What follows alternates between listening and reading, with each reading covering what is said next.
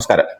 പുതിയ നിയമസഭയിൽ പ്രതിപക്ഷം സമർപ്പിച്ച ആദ്യ അടിയന്തര പ്രമേയ നോട്ടീസ് മുഖ്യമന്ത്രി വി ഡി സതീശന്റെ വിശദീകരണത്തെ തുടർന്ന് സ്പീക്കർ അങ്ങ് തള്ളി. സഭ നിർത്തിവെച്ച് വിലക്കയറ്റം ചർച്ച ചെയ്യണമെന്നായിരുന്നു പ്രതിപക്ഷത്തിന്റെ ആവശ്യം. സംസ്ഥാനത്ത് വിലക്കയറ്റം ഉണ്ടെന്ന പ്രതിപക്ഷത്തിന്റെ ആരോപണം ഭാഗികമായി ശരിയാണെന്നും കുറച്ചു കഴിഞ്ഞിട്ട് തീരുമാനം കൈക്കൊള്ളുമെന്നുമാണ് മുഖ്യമന്ത്രി വി ഡി സതീശൻ സഭയിൽ പറഞ്ഞത്. പശ്ചിമേഷ്യൻ സംഘർഷമാണ് ഇപ്പോഴത്തെ വിലക്കയറ്റത്തിന് കാരണം. വിപണി ഇടപെടൽ നടത്തുന്നതിൽ കഴിഞ്ഞ സർക്കാർ ദയനീയമായി പരാജയപ്പെട്ടു. 3000 കോടി രൂപ സിവിൽ സപ്ലൈസ് കോർപ്പറേഷന് കൊടുക്കാൻ കടം ബാക്കി വെച്ചാണ് ഇടതു സർക്കാർ പടിയിറങ്ങിപ്പോയത്. സിവിൽ സപ്ലൈസ് കോർപ്പറേഷനാണ് കേരളത്തിൽ വിലക്കയറ്റം നിയന്ത്രിക്കാൻ ഇടപെടേണ്ട ഏജൻസി. ആ കടം കൊടുത്താൽ മാത്രമേ സിവിൽ സപ്ലൈസ് കോർപ്പറേഷന് മാർക്കറ്റിൽ ഇടപെട്ട് ഇപ്പോഴുണ്ടായിരിക്കുന്ന രൂക്ഷമായ വിലക്കയറ്റം നിയന്ത്രിക്കാൻ പറ്റൂ. വിലക്കയറ്റം നിയന്ത്രിക്കുന്നതിന് ശക്തമായ ഇടപെടൽ നടത്തുകയാണ് ഈ വി ഡി സതീശൻ സർക്കാർ. ധനസ്ഥിതി സംബന്ധിച്ചുള്ള ആരോപണങ്ങൾക്ക് ധവളപത്രത്തിലൂടെ മറുപടി നൽകുമെന്നും വി ഡി സതീശൻ പറഞ്ഞു.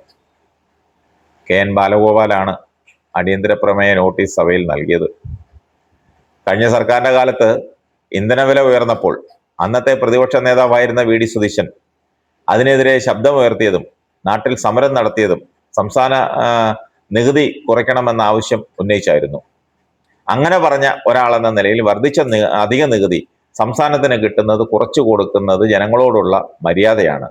അത് സംബന്ധിച്ചുള്ള നിലപാട് മുഖ്യമന്ത്രി പറയണം.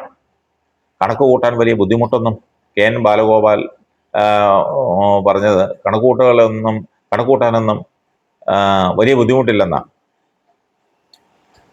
ഇതിനാണ് വി ഡി സതീശൻ മറുപടി പറഞ്ഞത്. വടി കൊടുത്ത് അടി മേടിക്കേണ്ട വല്ല കാര്യവും ബാലഗോപാൽ സഖാവിനുണ്ടായിരുന്നു?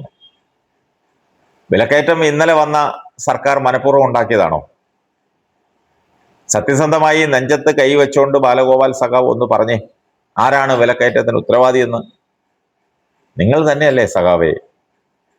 വി ഡി സതീശൻ പറഞ്ഞതുപോലെ എത്ര രൂപയാ സിവിൽ സപ്ലൈസ് കോർപ്പറേഷന് കൊടുക്കാനുള്ളത്?